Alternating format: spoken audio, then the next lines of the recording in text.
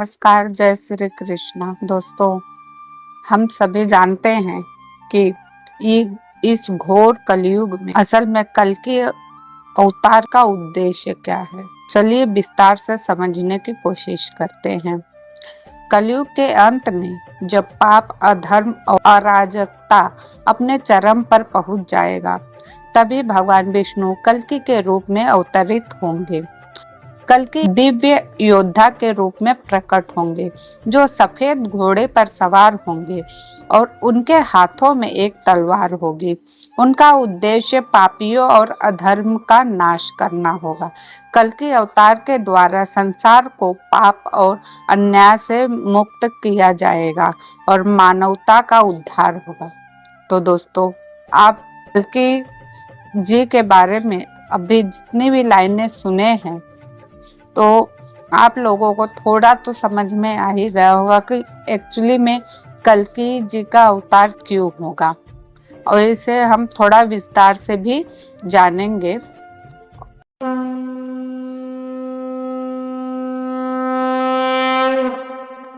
उससे पहले अगर आप हमारे चैनल पर पहली बार आए तो हमारे चैनल को सब्सक्राइब कीजिए, बेल आइकन दबाइए, लाइक शेयर अवश्य कीजिए। तो अब चलते हैं कलयुग के अंत के बारे में। यह कहा जाता है कि कलयुग के अंत में नैतिकता और धर्म का पतन हो जाएगा। समाज में हर जगह पर असत्य, भ्रष्टाचार, हिंसा और अधर्म फैला होगा। जब स्थिति अति विकट हो जाएगी, तब कल्कि अवतार प्रकट होंगे और अधर्मियों का विनाश करके इस विनाश के बाद सृष्टि का पुनः निर्माण होगा। एक नया युग, जिसे सतयुग कहा जाता है, फिर से आरंभ होगा। कल्कि को एक शक्तिशाली योद्धा के रूप में वर्णित किया गया है, जो सफेद घोड़े पर सवार होकर आएंगे। उनके हाथ में एक दिव्य तलवार होगी, जिससे वे अधर्मियों का संहार करेंगे। उनके आगमन के साथ ही प्रकृति का संतुलन फिर से बेहाल होगा और मानवता सत्य और धर्म के मार्ग पर चलेंगे। कल्कि के अवतार का मुख्य कार्य धर्म की पुनः संस्थापना करना है। वे अधर्मियों का नाश करके पृथ्वी को फिर से शुद्ध करेंगे। इसके बाद सतयुग का आरंभ होगा, जो सत्य, धर्म और शांति का युग है। अब जानते हैं जब फिर से सतयुग आने वाला है, और यह हम सतयुग और कलयुग के मध्यकाल में जी रहे हैं, जहाँ पर हम लोगों को अनेकों प्रकार की दुखों का सामना करना पड़ रहा है, जो कि हम सभी के लिए अच्छा भी है और बुरा भी है। अच्छा इसलिए है कि आप इस कहानी के माध्यम से थोड़ा सा समझ सकते हैं। असल में श्री विष्णु जी जब भी पाप अपने चरम पर हो जाता है, तो वह अपना अवतार लेते हैं। जैसे मैं भगवान श्री कृष्ण के जी के अवतार के बारे में बात करती हूँ। जिस प्रकार भगवान श्री कृष्ण जी ने 8वें अवतार के रूप में अवतार लिया और उन्होंने लोगों को यह सीख दी कि जब भी धर्म का नाश होगा, अधर्म हावी होगा, तब तब मैं जन्म लूंगा और पापियों का नाश करूंगा। जैसे कि मैं आप लोगों के एक छोटी सी कहानी के माध्यम से बता रही हूँ। जब यमुना जी में कालिया नाग यमुना जी के अंदर निवास कर रहा था, उस वक्त श्री कृष्ण जी ने अपनी लीला दिखाई। उन्होंने गेंद फेंककर कालिया का मर्दन किया। मर्दन का अर्थ है कि जब इंसान के अंदर शक्तिशाली होने का अहंकार होता है और उस अहंकार के चलते वह लोगों को तकलीफ देता है, तो उसका विनाश करने के लिए श्री प्रभु अनेकों प्रकार के रूप धारण कर सकते हैं। तो इसी प्रकार से कालिया नाग के सर पर उन्होंने मर्दन किया, अर्थात उसके अहंकार का विनाश किया।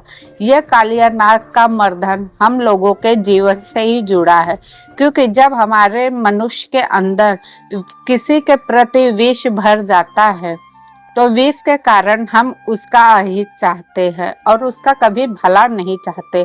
आज हमारे समाज में वही सब हो रहा है। क्या आप लोग सहमत हैं?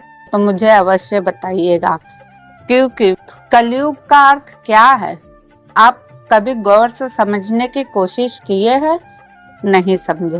कलयुग हमारे अंदर का ही विचार है। जब हम सत्य और दया क्षमा का मार्ग को छोड़ देते हैं, हमारे अंदर अहंकार आ जाता है, तो वही एक कलयुग है।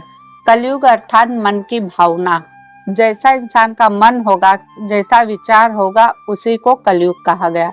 संत अच्युतानंद दास जी ने इसी चीज को हम लोगों के बीच में रखे हैं कि अब भी समय है। अगर आप सत्य धर्म के मार्ग पर आ जाते हो, श्री हरि के चरणों में समर्पित हो जाते हो, तब आपका विनाश नहीं होगा। अर्थात ये भविष्य मालिका केवल भक्त लोगों को जागृत करने के लिए, क्योंकि अनेकों भक्तों के अंदर भी कलयुग का वास है। कहीं जलन हो सकता है, ईर्ष्या हो सकता है, अहंकार हो सकता है, ऐसे लोभ लालच, ऐसे अनेकों प्रकार की प्रक्रिया चल रही है। क्योंकि हमारे समाज में कलयुग को एक राक्षस के रूप में दिखाया गया है। तो राक्षस कौन है? हम लोगों के अंदर का मन ही एक राक्षस है। मन ही के जीते जीत है, मन ही के हारे हार है। इसीलिए अपने मन को जीतना चाहिए, क्योंकि जब व्यक्ति अपने मन को जीत नहीं पाता तो अनेकों प्रकार के वह गलत कार्य करता है और वो सही और गलत का फर्क करना भूल जाता है। तो दोस्तों, इसी को कलयुग कहा गया है। तो इतना मैंने आप लोगों को एकदम विस्तार से समझाने की कोशिश की हूँ। अगर आप लोगों को सच में समझ में आया होगा मेरी यह बातें, तो आप स्वयं सत्य धर्म क्षमा के मार्ग पर चलेंगे। और अच्युतानंद दास जी ने भी यही कहा है, जो व्यक्ति अपने अंदर की चेतना को जगा लिया वह ईश्वर तुल्य हो जाता है। ईश्वर तुल्य का अर्थ है उसमें दया आएगी, क्षमा आएगी, अहंकार नहीं होगा। वह लोगों की करुण पुकार को समझेगा, मन की भावना को समझेगा। तो सबसे अच्छा उपाय यही है कि हम अपने आप को बदले, अपने अंदर के कलयुग को खत्म करें। कलयुग कहीं बाहर वो दो सिंह लगा के राक्षस नहीं घूम रहा है। कलयुग हमारे अंदर ही है। हमारे मन के विचारों को स्थिर करना होगा। अगर यह वीडियो में आप लोगों को मेरा समझाने का माध्यम अच्छा लगा हो तो आप हमारे चैनल पे जुड़े रहिए, क्योंकि आप सभी को जागरूक करने के लिए ही मैं यह चैनल ओपन की हूँ। और इस चैनल के माध्यम से मैं आप लोगों को भक्ति के मार्ग पर लाना चाहती हूँ। मेरा उद्देश्य केवल एक ही है। जो लोग मेरे चैनल से जुड़ रहे हैं उनका धन्यवाद, जो अभी मेरे चैनल से जुड़ेंगे उनका भी धन्यवाद करती हूँ। तो दोस्तों, आप अगर यहाँ तक मेरी वीडियो को देखे हैं तो आप लोगों का धन्यवाद। और हमारे चैनल पर पहली बार आए हैं तो हमारे चैनल को सब्सक्राइब कीजिएगा, लाइक शेयर अवश्य कीजिएगा। फिर मिलूंगी नई वीडियो के साथ, नई जानकारी के साथ। तब तक के लिए धन्यवाद। जय श्री कृष्णा, जय जगन्नाथ।